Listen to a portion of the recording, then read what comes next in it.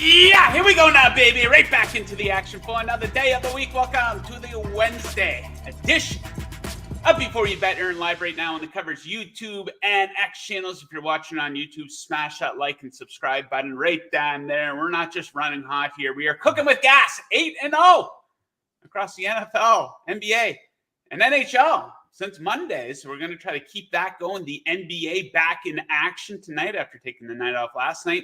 Due to the election, Jon Metler will be by at the midpoint of the show. I believe we have 6 total bets in the association. John Middlekauff will be by here in a matter of seconds to break down all things NFL, some best bets for Week 10. If you guys want to participate in the show today, very easy to do so. Hit up that live chat on YouTube, on X. What do you like in Week 10 of the NFL season? What do you like in the NBA tonight? A couple guys in there. Ryan says, Heater, Joe, you're damn right. Going to try to keep that going.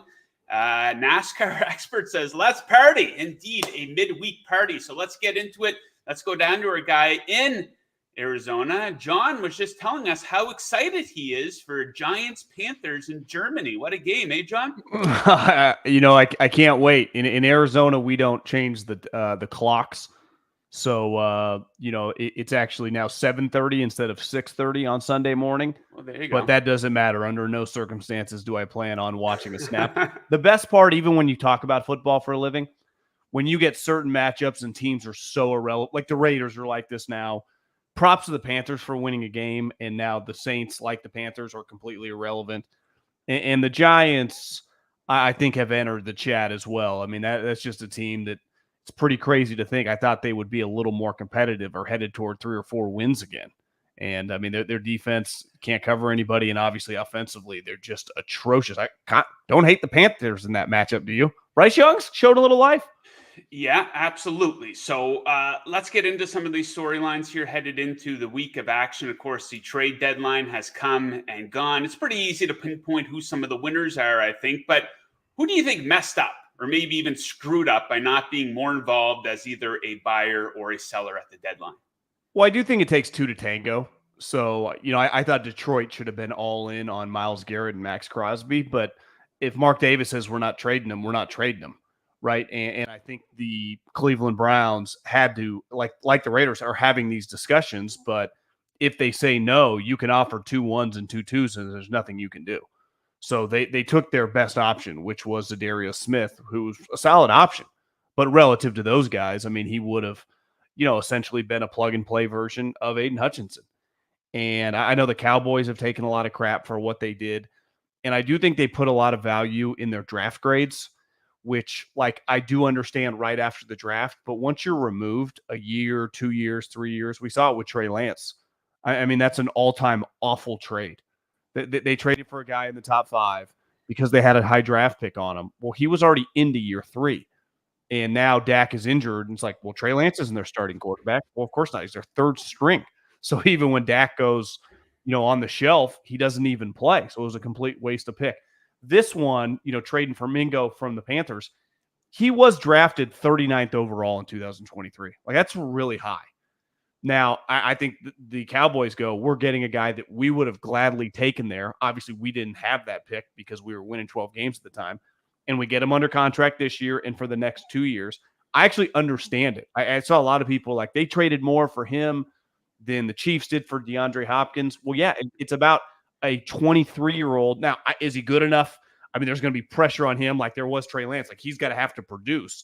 The Cowboys are going to need him by next year to be, a starter. But if you look at it from an economic standpoint, it pencils. It makes a lot of sense because they go, we got a 2nd-round player for a 4th-round pick.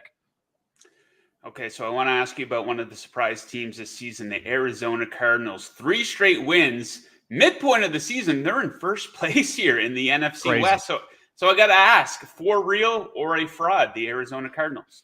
Well, they're definitely not a fraud because, I mean, Kyler's a good player, and we've seen him play at a high level for a long time. He's a roller coaster player, but, he's one of those guys no one can dispute his talent or his ability. I mean, James Conner is easily one of the best running backs in the league. Trey McBride's one of the better young skill guys in the league.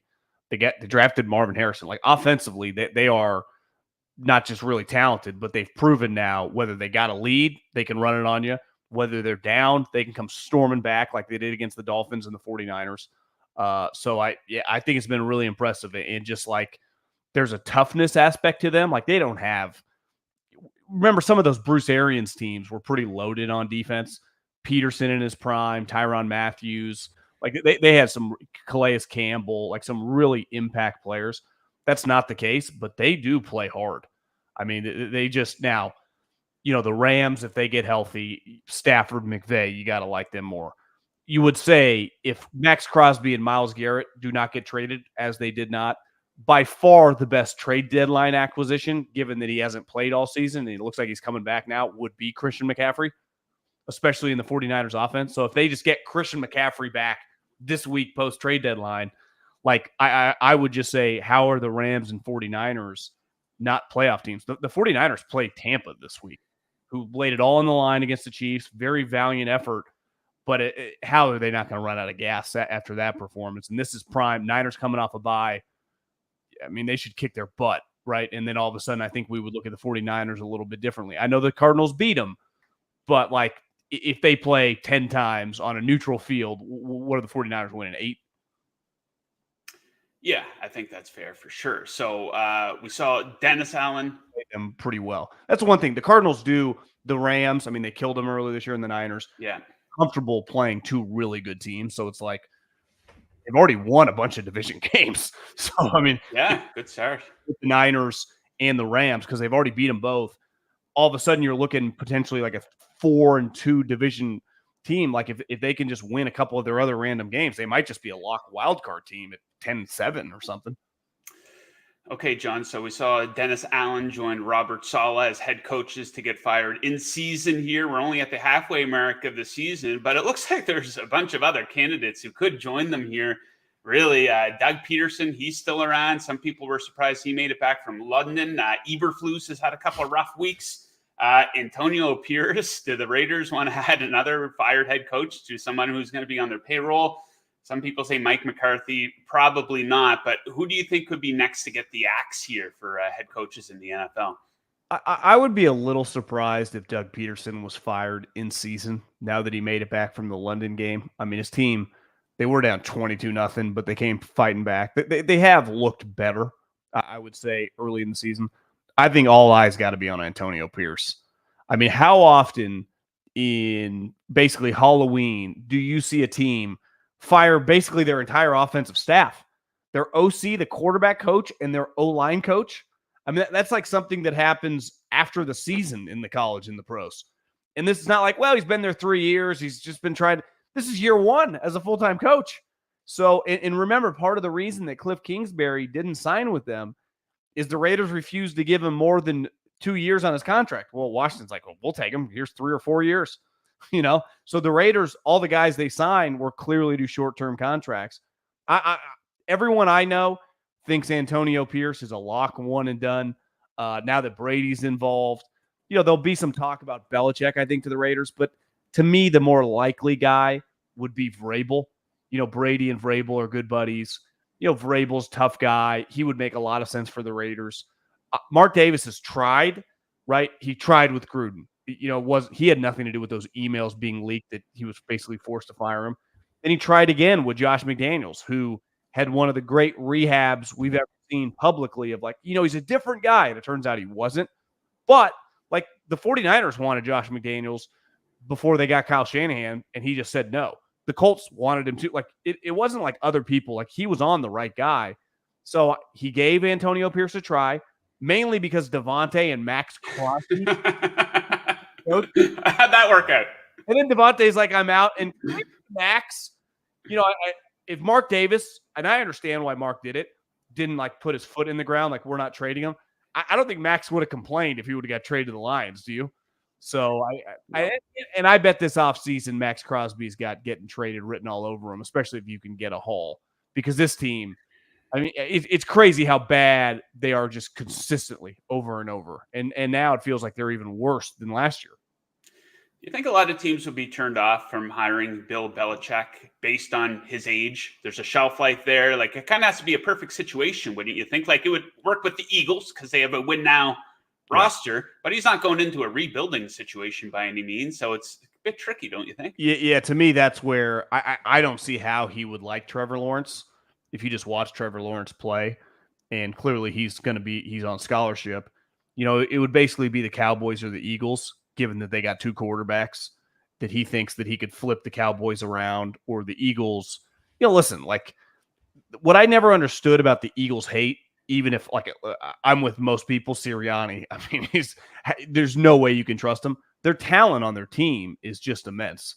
And offensively, when everyone's healthy, it doesn't get any better than Saquon, A.J. Brown, Devontae Smith, Dallas Goedert, and Jalen. So, and you just watch it kind of play out, even with him going for two and screwing up and going forward on fourth and short. It doesn't really matter if they are just relatively healthy on offense. Even Devontae Smith, like A.J. goes out, it's like, okay, I'll just turn into like Marvin Harrison Sr. and just dominate. And Jalen throws a great deep ball. But, like, I don't think he can just get smoked in the second round and keep like their standard. Like the Cowboys, clearly he's done, right? And it's not totally Mike's fault. The roster sucks. They had a bunch of injuries. I do think the Sirianni thing is like he's not like cementing his status in November, December. He's really going to be judged when he plays the Rams, the Niners, the Lions, the Packers, whoever his playoff matchups are. And it's not, I guess, inconceivable that he gets the number one seed, which would be incredible for him, right? Because the Lions, we all act like the Lions are like, the Alabama of the NFC, right? But you look at they still have one loss. It's not like they're the Chiefs. The Chiefs have a much, wider gap, right? With the Ravens having 3 losses. The Steelers are clearly solid, but it's not like they're only losing 2 games. And the Bills, like, they're obviously really good, but they've also lost 2 games, and it's just they're going to lose another. Like, they'll probably lose 2 more. So the Chiefs almost feel like a borderline lock for the number one seed. I wouldn't say that about the Lions, even though obviously they've played really well. I do think that loss to Tampa, is a pretty big deal when you look at the landscape of things. Because now the Eagles, Cowboys, and Washington, we could look up here, and all of a sudden, if they win those next 2 games in the next 10 days, they're going to be in pretty good shape to be competing with the Lions down the stretch because their division sucks beside the Commanders. And if they beat them, like.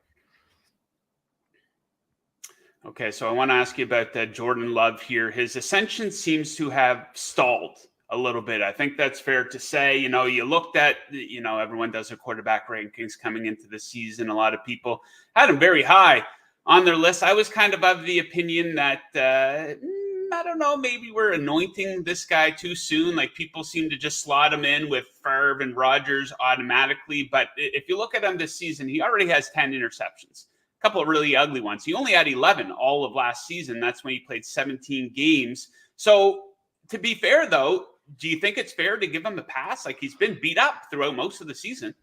Yeah, he's a tough one because he's played in 7 games and obviously he hasn't finished. I mean, the game 2 weeks ago was that against Jacksonville.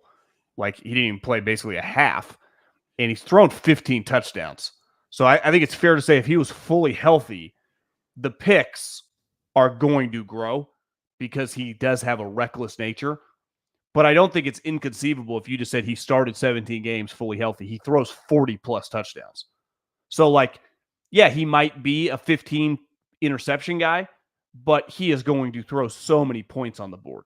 Now, that game on Sunday afternoon in Lambeau, like, you can't afford to screw up.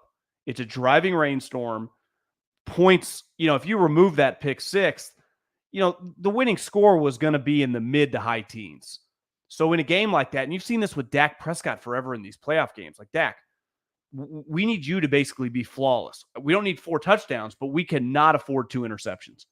And then usually, like against the 49ers in the playoffs multiple times, he throws 2 picks. Like, we can't win that way. And it's no different with Jordan Love. It's like, hey, this is not a game where you're going to throw 3 touchdowns. And even as the game went on, like, they did some bombs away stuff. It's like, guys, this is not going to work. There was one play to Watson down, like, he kind of ran like a skinny post, and he jumped way early. But it's like, why are you running these type plays? Like, everything should be short and intermediate. Play like the Lions, who basically just copied, I would say, the carbon copy of what the Patriots did for 20 years in ugly weather games. It's ugly. No one cares about the stat sheet. We're just going to move the chains. Look at the Chiefs the other night. They played just like that. Listen, We're not going to have crazy explosive plays. Maybe if Hopkins breaks a tackle, but we will take all day long Travis Kelce 6-yard little catches and get tackled immediately. Why? Because then instead of 2nd and 10, we're in 2nd and 3. We'll run Kareem Hunt, boom, first down, and we'll just slowly, methodically. And the Packers, like, you're not going to play like the greatest show on turf, even though that's kind of the way they're built in that environment. They actually might be better off in the playoffs because, I mean, more than likely they're not going to win the division, obviously. If they got to go to Minnesota, if they got to go to Detroit, they're better off suited for a dome with their team speed, aren't they? Yeah, I think that's fair to say. Absolutely. So one team who plays indoors, I want to ask you about the Houston Texans. They've hit a little bit of a speed bump here in their season. A lot of people love them coming into the season, myself included. Nice head start, though. They're 6-3 on the season. They do play in a cupcake division, but it's been a rough couple of games for them here, especially for CJ Stroud. And that's what's going to happen to a young quarterback when you take away 2 high-level wide receivers, right? So my question is, do you think that they can put it together in time for the playoffs and still be a threat to go on a little bit of a run in the AFC? I'm with you. I had money on them to be the number 1 seed at 8-1. And that's just, I mean, that's not happening. I mean, they feel much more like the 4 seed than they do the 1 seed, don't they? Yeah. I mean, they have a legit flaw. That offensive line and the protection on CJ Stroud is, I don't know what the numbers played out after Sunday, but after Thursday night, and obviously they had played the extra game, only the Browns and the quarterback had been sacked more than CJ Stroud. And obviously a lot of that, if you watch the Browns, I mean, they had injuries with the offensive line, but Deshaun was like running into sacks. You watch CJ, a lot of it is he's just under duress constantly. And it's really tough to watch. And for whatever reason, last week's a good example. Like, the Jets, even when they took the lead, this isn't a 3-score game. That's a game where, hey, Mixon might run for 200 yards. So just stick with the run. And Slowick, who is a Shanahan guy, sometimes these Shanahan guys, and McVay has turned into this. Now, he has Stafford.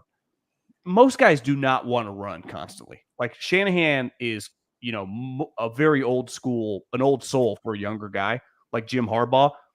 They have no problem winning a game where their, running back group carries it 40+ times. Most coaches do not want to do that. They like calling pass plays. And it's like, hey, guys, you cannot protect this guy who also happens to be your franchise. What are we doing here? Especially in a tightly contested game, just keep running the ball. So what? You got to run it 3 times to get a first down. Like, the passes are not working. And then it kind of, I think, snowballed. He starts getting hit. He starts playing worse. Like, he was not very good in that game. I don't know what you thought, but he missed layup throws. I mean, and I think it's all correlated with him just getting peppered constantly. When I think he drops back scared for his life. Obviously, they have injuries, and then his confidence is kind of derailed because he did not look. I mean, Aaron Rodgers at 40 years old thoroughly outplayed him. Yeah, it was a rough watch, and like I kind of alluded to, he's still a second-year quarterback in the league, and you take away 2 high-level receivers from the guy. Joe Mixon's playing fantastic, though, one of the best running backs in the league this season. I think he has 5 100 rush yard games already. Okay, John, let's get into best bets. 2-1 for you last week. You've stacked up quite a few 2-1 weeks for us here, and this is a bet I agree with. Pittsburgh Steelers, you like them at +2.5 in Washington against the Commanders. The Steelers 7-0. The last 7 seasons after their bye. They'll be very popular on teaser tickets this week, I'm guessing. But you like them at 2.5 here. Why do you like them to cover that number? Yeah, to me, this is just a classic. Like, Tomlin as a dog. I mean, what the hell's the difference in these two teams? It's not like his team is 3-4 and this other team's just rolling with a bunch of wins. I mean, they are the same exact team in terms of wins, right? Because the Steelers had a bye. But the Commanders add Lattimore, which is obviously an impressive addition. I mean, they paid a hefty price for it. But their roster, like, listen, it's an incredible story, and Dan Quinn deserves, as the kids would say, all of his flowers, and they're going to be a playoff team. But I think these next 2 weeks that they're going to take a couple L's. And that's no reflection on their quarterback, who to me is by far the best rookie and going to win the Rookie of the Year. But like the roster, and this was why a lot of people in Chicagoland were so down separate from the Hail Mary, it's like, how did we get outplayed by a team that we have better players than?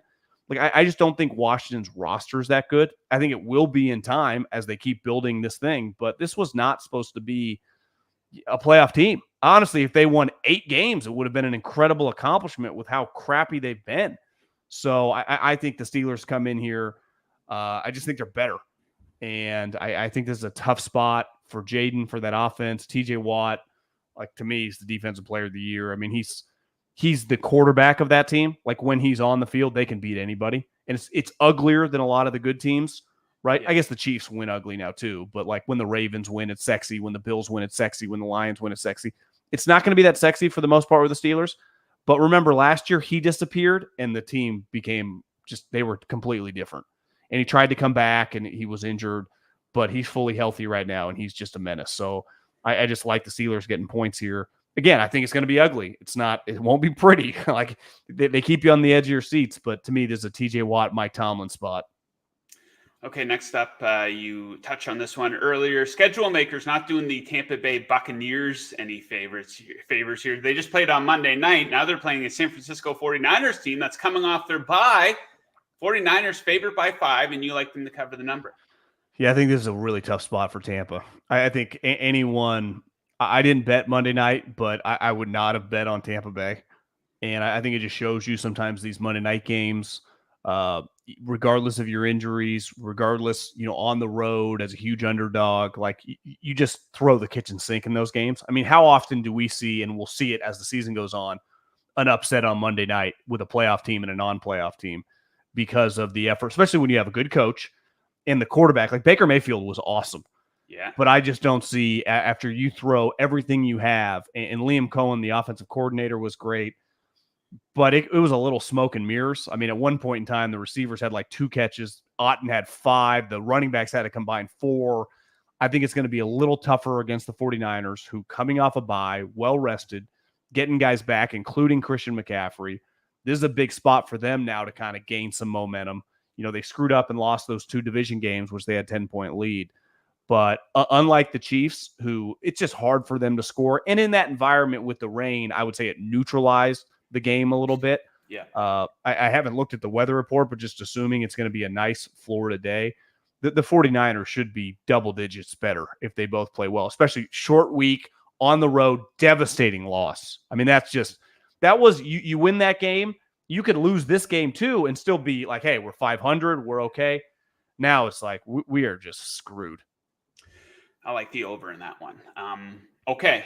Denver, big underdog again. They were a big underdog at Baltimore last week. It did not work out for them, but they're +8 here at the Chiefs, and you're going to take a shot on the Broncos to give the Chiefs a game. Well, I think this is a double whammy. I actually think and I watched that first half because it was pretty good. And the Denver actually played pretty well. And it wasn't until that Zay Flowers touchdown that the game kind of flipped, and the second half was a joke. But I thought Denver was pretty competitive in that first half. Bo Nix was playing well. Their defense was playing pretty well.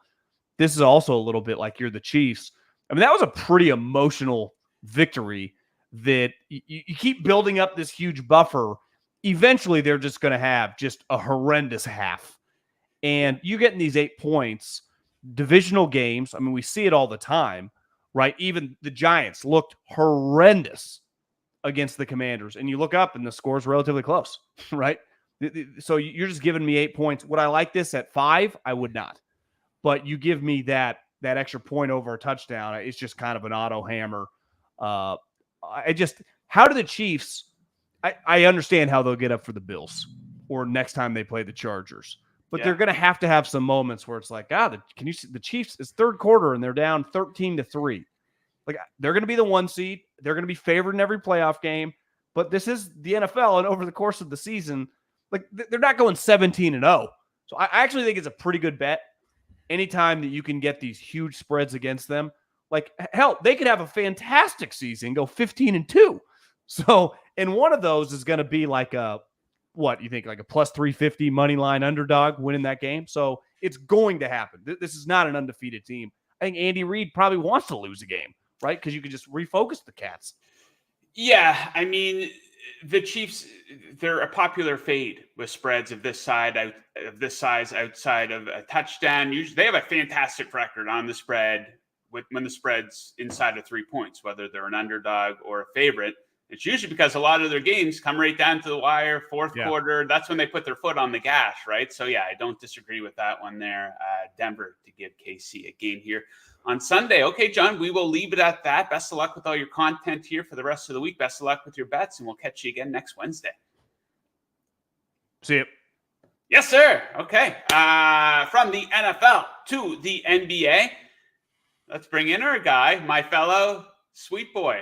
Sweet boys, what you gonna do? What you gonna do when we come for you, sweet boys? Schefter on Monday. What's up? You're on a bigger heater than I am. You sharp hockey action yesterday. Swept that as well. What is last 8-0 now? It's Monday and yesterday. 8-0 run. Let's go. I did some hockey bets yesterday. Just first couple bets of the season in the NHL. A bit of a distraction from the election. Something fun to bet on. I found a couple nice spots that I liked. And what do you know? They hit. So we're 8-0, off to a good start in the NBA. We have 6 total between the two of us. Something I want to throw at you first, though. So the 76ers, not a good start to their season for much different reasons than that of the Milwaukee Bucks. Joel Embiid cannot get on the court for a couple different reasons. Paul George finally debuted, but a 1-5 start to the season. So I kind of got thinking. I said, well, the wheels look like they're falling off a little bit for the Sixers. Embiid has a confrontation with a reporter. He gets suspended for 3 games. Somebody tweeted out yesterday, if you really want to punish Embiid, make him play 3 games in a row. What are you doing suspending the guy? You're rewarding him by giving him additional time off. 76ers plus 750 not to make the playoffs. I could see a world where, Embiid's going to get back on the court. This guy usually misses a lot of time. What's to say he gets injured again? What's to say Paul George, another injury-prone guy, he's in his mid-30s right now. What's to say he's going to play even 65 games for them, right? Tyrese Maxey's fantastic, but plus 750 not to make the playoffs. What do you think of that bet? Well, even you're talking about, so like Embiid misses time, Paul George, they're running Tyrese Maxey into the ground. I think he's averaging 40 minutes a night. Like that usage is over 82 games. That's an insane amount of usage. The plus 750, it's interesting because initially you're like, oh, that's a great price for them to miss the playoffs because of their bad start. But then you also look at the Eastern Conference and you're like, okay, who do we really have in those top 6 slots? I think we can agree Celtics, Cavs, Knicks, probably all locks to get that top 3. Not the top 3, but like in the top 6. But the Magic are struggling without Paolo Banchero, and the Milwaukee Bucks are fading like crazy too. So there's kind of 3 more spots, and it's like, well, Pacers, Heat, probably will be there, but like not necessarily like juggernauts by any means, right? So it's kind of like both ways. If they were in the Western Conference, oh my God, it's over. It's not over for the 76ers, but it's a completely, I think you almost need to look at it as like, who do I think will fall off harder, the Bucks or the 76ers? And I think it might be the Bucks, right? I think like the 70, it's an interesting price. I would definitely probably lean towards taking the no. And because it's going to be hard to get in that top 6. They're probably going to find themselves in a play-in spot. And if they're in a play-in spot, plus 750, you essentially have a plus 750 money line on the other side. So, that's a good price. Okay, so let's get dark here for a moment. The 76ers, it's easy to make fun of Joel Embiid, but what's the full story here? He gets suspended 3 games. There was a confrontation with the reporter, and the reporter brought up something about his dead brother or something along the lines. What's the story there? Yeah, the brother wrote an article. So not the brother wrote the article. The reporter wrote an article a couple of days before, and he had said he was basically questioning. I think Joel Embiid had kind of dedicated his career to his brother, and then the reporter was questioning he's not playing in games, and it was really weird wording.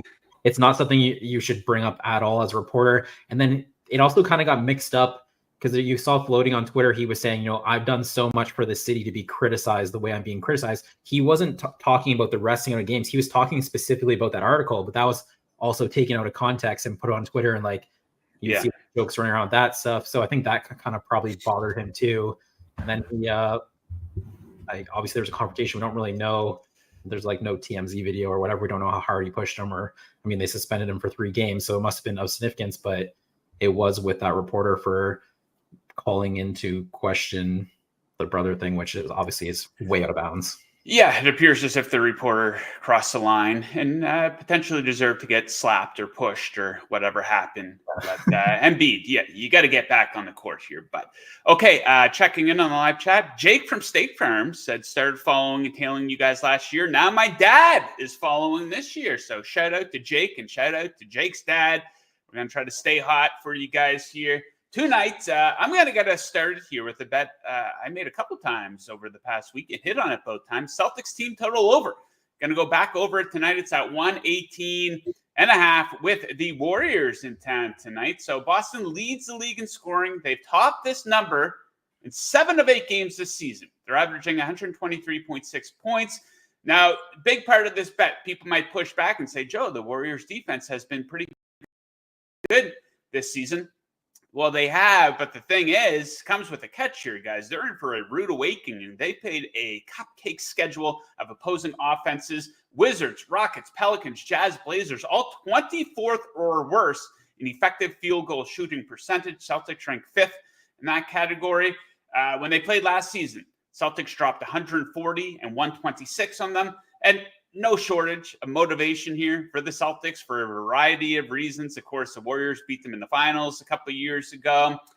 First home game in over a week and a half here for the Celtics. Their fans are going to be fired up. Then the one everyone is talking about, the reason everyone's probably pounding the over on Jason Tatum's point total is he got burned a little bit in the Olympics. Team USA, Steve Kerr didn't play him very much. So maybe that's, you think people are making too much of that, John? Or do you think Tatum got burned in the Olympics? Do you think it's a reason to be backing his point total tonight?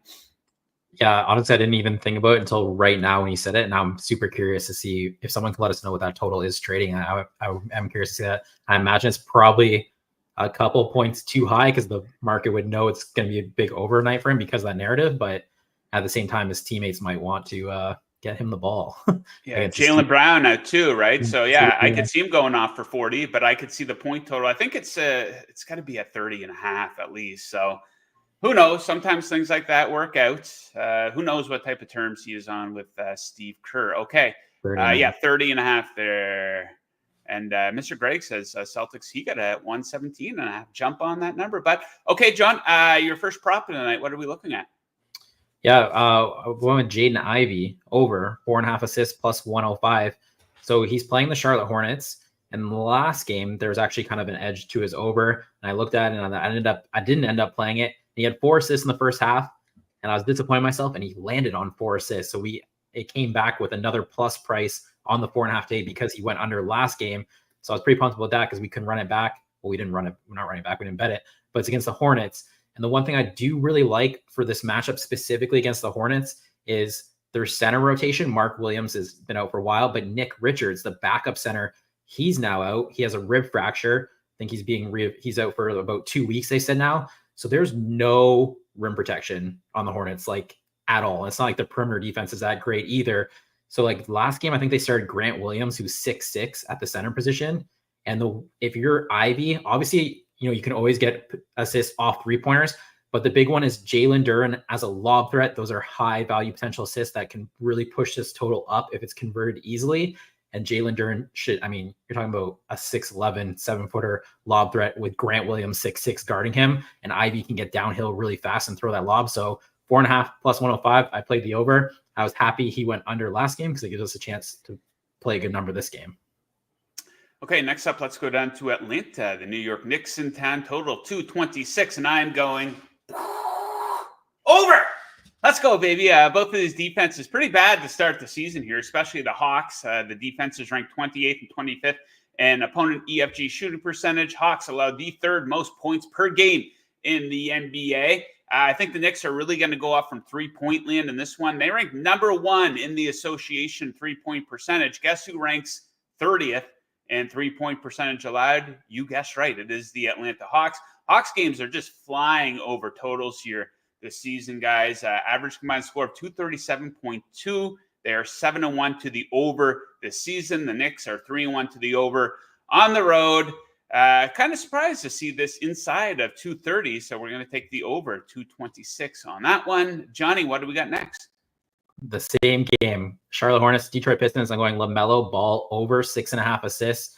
Just what everyone wanted. 2 props from the Pistons Hornets game, big game. Oh yeah, let's go. But so Ball's gone under in 6 of the 7 games he's played in this year, which obviously isn't what you want to hear when I'm saying to play the over, but it's dropped his total from 8.5 to 6.5. That's a big move. And against the Pistons, this is a great spot because that defense, Cade Cunningham, Jaden Ivey, very offensive, great players on the offensive end. Defensive end, not that great. And like LaMelo Ball should be able to completely control this offense, go to wherever he wants to on the court. You are kind of concerned as the flip for him is he doesn't have a lob threat because he doesn't have a center. So he might be a little more dependent on 3-point shooting. The one thing I do really like about this is, one, if you're the Hornets coach, there's only so many games like you think or you are expected to win. So like in terms of like minutes, we have a good edge on this with LaMelo playing about like 32, 33 minutes, but you could easily see that get higher. Like you're playing the Pistons, right? Like this is a spot where you can win the game. The other thing too is their center depth is so short. They don't have much bench pieces they can turn to. So just from like a substitution pattern, I don't even know if they can pull them from the game as much as they'd like to. So we're not banking on the elevated minutes, but I think they could possibly be there. And you already have a nice edge on this number without that. So for that reason, I do really like the over 6.5 here for LaMelo Ball. Okay, guys, if you're like me and if you're planning your entire night around watching this big Pistons Hornets game, let us know in the live chat. Drop an emoji in the live chat if you're planning your entire night around this. Sorry, baby. Can't hang tonight. Date night's going to have to wait. Pistons and Hornets are playing down in Charlotte. Can't wait for that one, John. Okay, very high total here. I think too high of a total. It's Bulls, Mavericks. I saw the total set at 236.5. I thought, where in the hell did you get this number? I'm going to take the under on this one. So I think that there's some real recency bias cooked in to this number because, quite simply, both teams are coming off of very high scoring games. Each team combined to go over 260 points with their opponent in their most recent game. But pull back. Take a look at the bigger sample size. This number, 236.5, these teams have combined to stay under this number in 10 of their 14 games this season. Dallas, in particular, pretty strong start on the defensive end. They rank 8th in defensive rating. Great 3-point defense from both of these teams, 4th and 5th in opponent 3-point percentage. Neither team getting to the free throw line very much either. This number's way too high. Give me under 236.5 Mavs and Bulls. Okay, John, bring it home for us. What are we looking at? We did it on Monday. I'm coming back to it. Kevin Durant over 3.5 assists plus 140. We played this at plus 115 on Monday. And I was saying, if there's sometimes with superstars, there's some numbers you just have to play. I'll definitely take a plus 140. I do think this is actually moved. I think it's down to about like plus 120, plus 130 now. But I would play this number as well. So he's playing the Miami Heat. We kind of did this with DeMar DeRozan on Monday, where I was saying Eric Spoelstra is really good at getting the help defense to choke off the mid-range jumper. Well, this is a very similar player. DeMar DeRozan went over for us on Monday. Kevin Durant is obviously a mid-range assassin in himself. I think he can, the Spoelstra defense will force more passes just because they are so disciplined and they will help on that mid-range jumper and try to take it away. When you just look at the Suns, there's so much offensive talent. We could be on the floor and you just throw a pass and then Devin Booker takes 2 dribbles and makes a pull-up jumper. Bradley Beal. There's so many catch and shoot guys like Royce O'Neal, Grayson Allen. You just really don't have to do anything that great to get assists. So with this number being down here at 3.5 with huge plus money, I mean, I know his assists are down because Tyus Jones is running the offense this year compared to last year, but to me, this number is just way too low. And then if they're going to keep giving us 3.5 plus money, as long as the matchups aren't crazy on the basketball side of things, I'm going to play it. So I'm running this back today. Sweet boys. What you gonna do? What you gonna do when we come for you? Hope we'll be back again tonight, John. We will be right back with you guys tomorrow, though.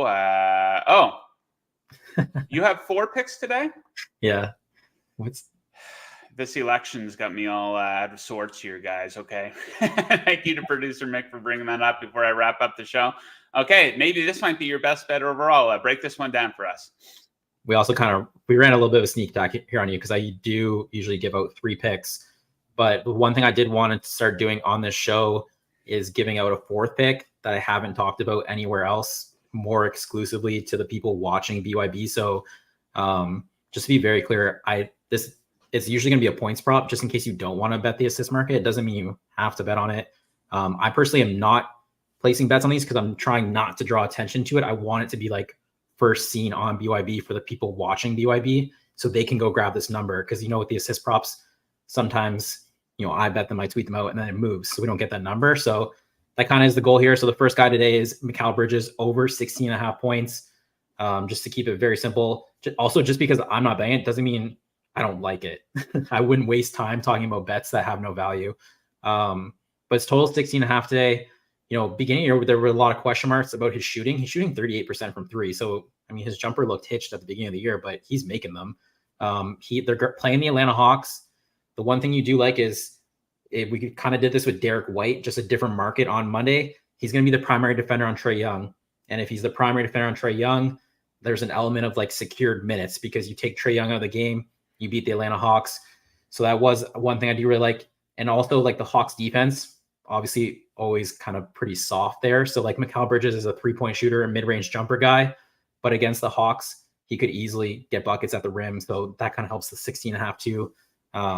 It really is the minutes. I think that the edge was kind of like at 35 minutes for Mikal Bridges.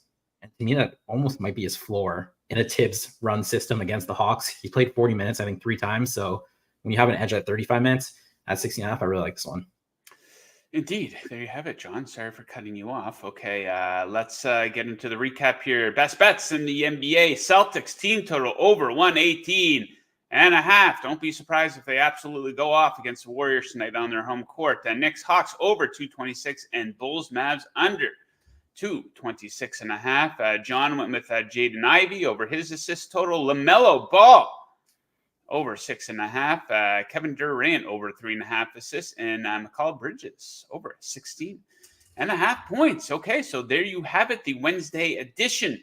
Before you bet, wrapping right up. We're going to be right back with you guys, though, tomorrow. Great big show tomorrow. Really good-looking Thursday night football game. Very high total for this one. Bengals, Ravens. I got to dig into this one this afternoon to figure out what I'm going to bet on.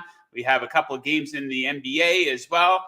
And Jake Butt will be by his weekly appearance discussing all the big news in college football. And there is a lot of big news. You saw the playoff rankings come out last night. It'll be interesting to get his opinion on that. So thank you to both Johns for joining me today. Wednesday's always a big John show, Middlekauff and Metler. Thank you to producer Mick, did a great job producing the show today. Thank you to BetMGM for sponsoring the show. Check them out for all your sports betting needs. And of course, thank you to all the viewers for tuning in today. If you're watching the replay, hit up the comments section right down there.